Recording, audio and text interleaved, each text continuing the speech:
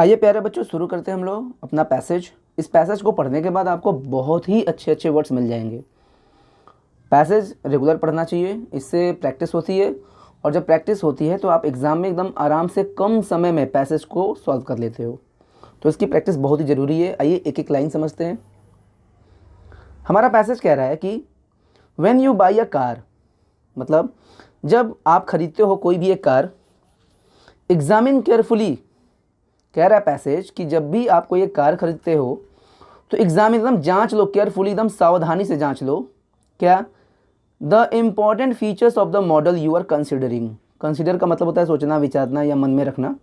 तो जो भी आप मन में रखे हो, यू आर कंसिडर कर रहे हो, मतलब यू आर कंसिडरिंग, जो भी आप सोच रहे हो ना, तो उस मॉडल के फीचर्स, इंपॉर्टेंट फीचर्स, जो उसकी महत्वपूर्ण विशेषताएं हैं, उनके बारे में एकदम केयरफुली एग्जामिन कर लो।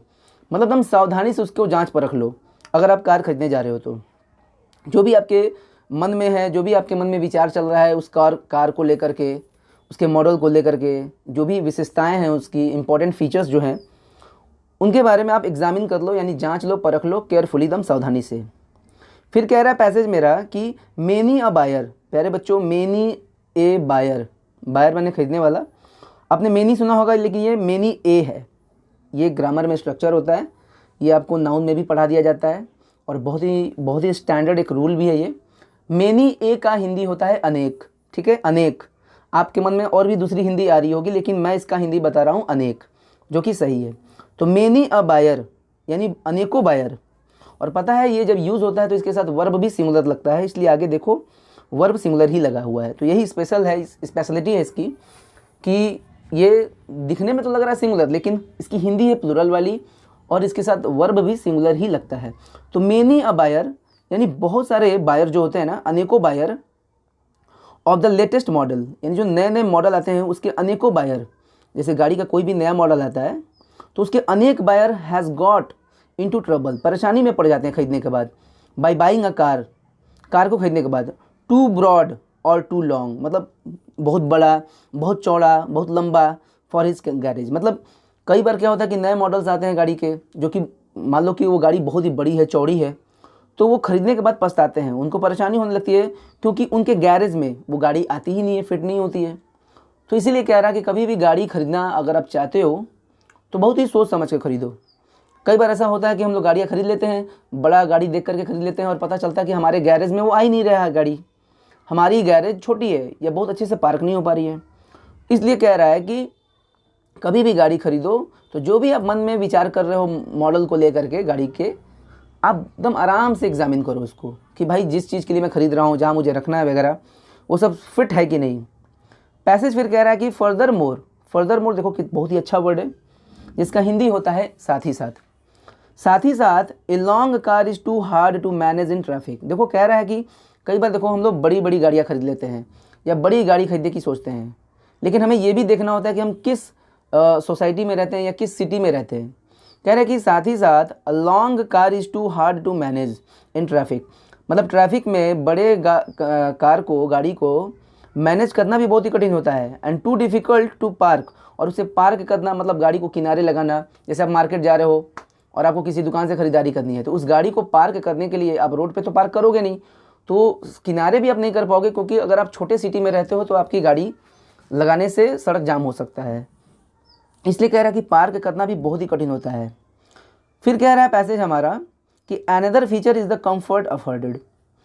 और दूसरा जो फीचर है, और भी फीचर जो है, वो होता है कंफर्ट अफोर्डेड, मतलब कि हम कंफर्ट कितना उससे ले पा रहे हैं, ये एक एक्स्ट्रा फीचर है। ये हमें ध्यान देना चाहिए कि हम गाड़ी खरीद रहे हैं तो उससे हम कितना कंफर्ट ले पा रहे हैं, यानी वो कितना आरामदायक है। आगे कह रहा है कि आर द सीट्स नाइस, मतलब क्या उसके जो सीट्स हैं, बैठने के जो जगह हैं, वो अच्छे हैं। एंड ड्यूरेबली अपहोल्स्टर्ड, मतलब ड्यूरेबली का मतलब टिकाई रूप से, और अपहोल्स्टर्ड का मतलब समझ लो कि मतलब गद्दी वगैरह उसका सही लगा हुआ है कि नहीं।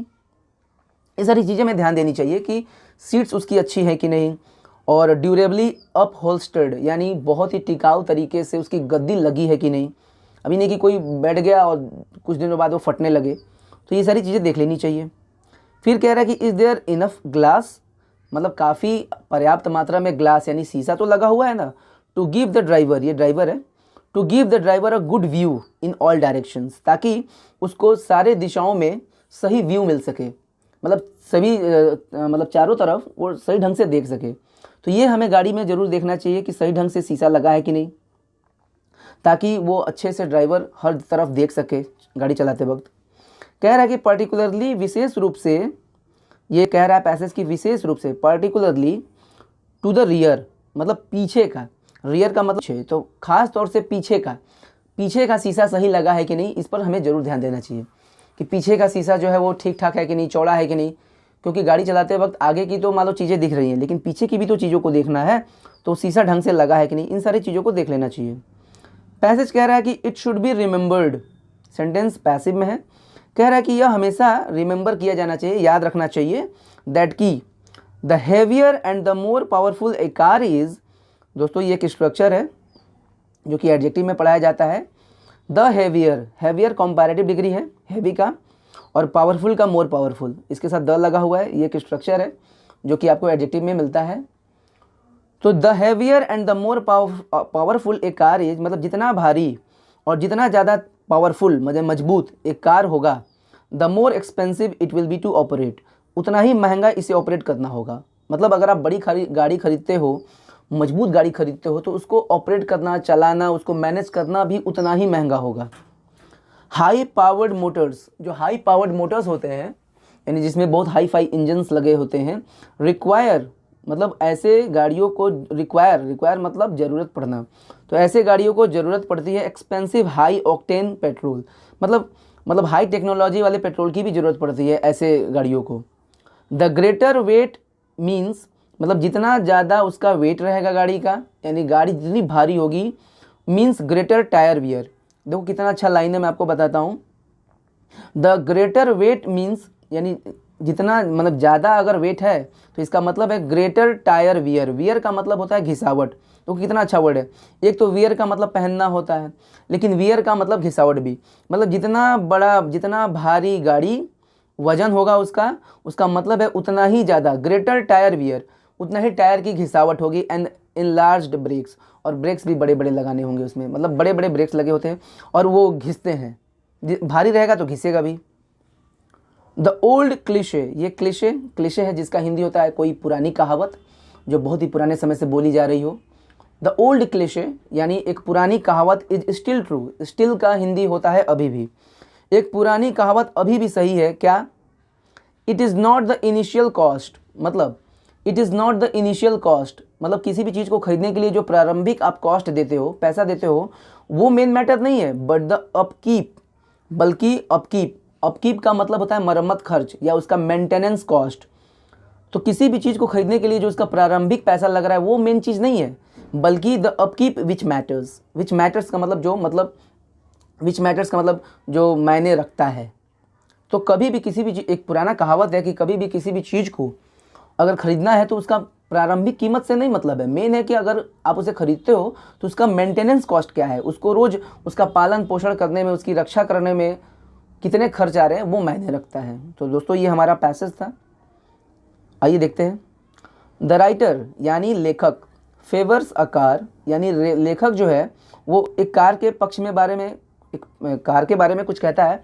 With a wide glass areas, मतलब जो कांच हो, ग्लास जो लग रहा है उसमें शीशा, वो बहुत ही चौड़ा होना चाहिए। सो दैट, ताकि द ड्राइवर कैन, मतलब राइटर उस कार के पक्ष में बोल रहा है जिसके ग्लास जो है, शीशे हैं जो, वो चौड़े होने चाहिए। ताकि क्यों, मतलब यही पूछ रहा है कि ताकि ड्राइवर कर सके, क्या कर सके। तो पहला ऑप्शन तो होगा नहीं, कह रहा है कि enjoy the scene outside while driving, यानी सीन को इंजॉय करे गाड़ी चलाते हुए बाहर का, ऐसा नहीं है पैसेज में। Have a good view of the rear का मतलब पीछे का, गुड व्यू का मतलब होता है सही तरीके से देख पाना, और हैव माने रखना। तो मतलब have a good view of the rear, मतलब पीछे का सही उसको व्यू मिल सके, उसको मतलब वो देख सके बढ़िया से। इसीलिए वो लेखक कहता है कि कार एक ऐसा होना चाहिए जिसमें बड़े बड़े ग्लास लगे हों, वाइड चौड़े ग्लास लगे हों। तो यही इसका आंसर होगा, सी होगा नहीं। कह रहा है कि roll down the glass panes, मतलब जो शीशे होते हैं, ग्लास पेन्स जो शीशे लगे रहते हैं, उसको नीचे कर सके ताकि ताज़ी हवा अंदर है, ऐसा कुछ नहीं है। Display his beautiful upholstery with pride, मतलब ये कहना चाहता है कि इसलिए वो बड़े बड़े शीशों की बात कर रहा है लेखक, ताकि ड्राइवर डिस्प्ले कर सके यानी दिखा सके अपने सुंदर सुंदर सोफाबाजी। अपहोल्स्ट्री का मतलब था सोफाबाजी, यानी गाड़ी में जो सोफ़ा वगैरह सब लगा है, विद प्राइड, एकदम शान से। तो ऐसा कुछ नहीं है, शीशा लगाने का मतलब है कि भाई पीछे का खास तौर से दिखे, मतलब हर तरह से, मतलब सारे डायरेक्शन में वो ड्राइवर चीज़ों को देख सके। तो have a good view of the rear, यही इसका आंसर होगा बी। कह रहा है कि it is very expensive to maintain a large car, मतलब बड़े कार को मेंटेन करना यानी मैनेज करना बहुत ही महंगा है, क्योंकि इट, क्या आंसर हो सकता है, क्योंकि यह बहुत ही भारी है। तो ये इसका आंसर नहीं होगा, इसका आंसर होगा सी नंबर। देखो ऊपर पैसेज में कहा था कि जितना ही ज़्यादा भारी होगा उतना ही टायर की घिसावट होगी, टायर घिसेगा तो आपको बार बार टायर लगाना पड़ेगा। तो इस हिसाब से अगर देखा जाए तो कह रहा है कि बड़े कार को मेंटेन करना बहुत ही महंगा होता है क्योंकि यह भारी होता है, ऐसा नहीं है।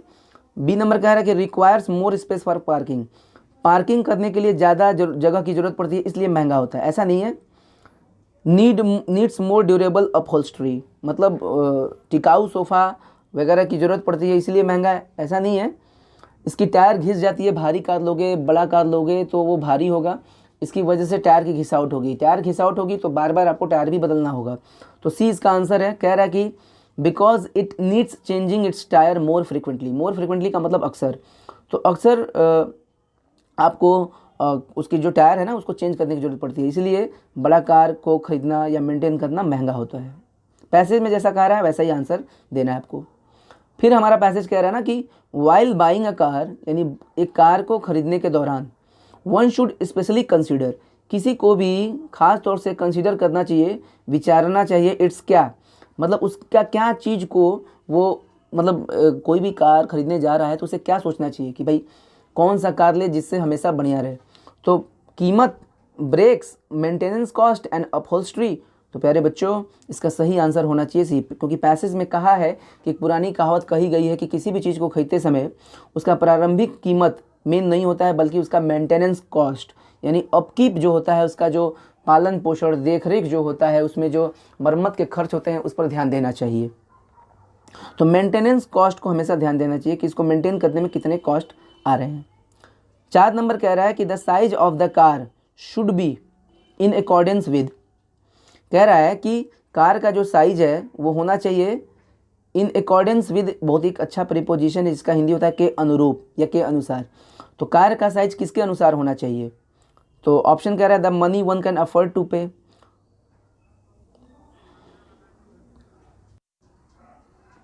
मतलब कि वह पैसा जो, मतलब एक इंसान उसको झेल सके, सहन कर सके उस पैसे को देने में। तो ऐसा नहीं है। The size of the garage the buyer has, मतलब बायर जो गाड़ी खरीदने जा रहा है ना उसके गैरेज के साइज़ के हिसाब से कार की साइज़ होनी चाहिए। बिल्कुल कार की साइज़ के बारे में पूछ रहा है कि किसके अनुरूप होना चाहिए, तो गैरेज के अनुसार होनी चाहिए। पता चला कि आपका गैरेज छोटा है और आपने गाड़ी बड़ी खरीद ली तो आपको रोड पे खड़ा करना पड़ेगा हमेशा। तो बेहतर आंसर इसका बी होगा। ठीक है, इसका आंसर हमारा होगा बी।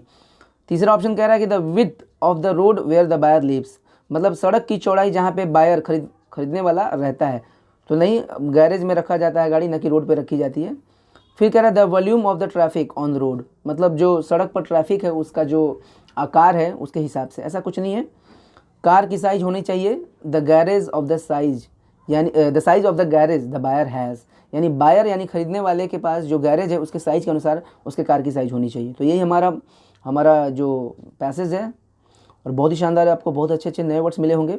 कैसा लगा पैसेज ज़रूर बताइएगा। आपने क्या क्या नए वर्ड सीखे ये भी ज़रूर बताइएगा। और प्यारे बच्चों, मैं चाहूँगा कि आप कमेंट बॉक्स में इसकी हिंदी ज़रूर लिखिएगा, फर्दर मोर। आपको फर्दर मोर की हिंदी लिखनी है। अगर आपने पैसेज को सुना है ध्यान से तो मैंने आपको फर्दर मोर की हिंदी बताई है। तो प्यारे बच्चों, वीडियो को लाइक कर दीजिएगा, शेयर कर दीजिएगा, और चैनल पर नए हैं तो इसे सब्सक्राइब भी कर लीजिएगा। और कमेंट बॉक्स में फर्दर मोर का आंसर जरूर दीजिएगा। Thank you very much.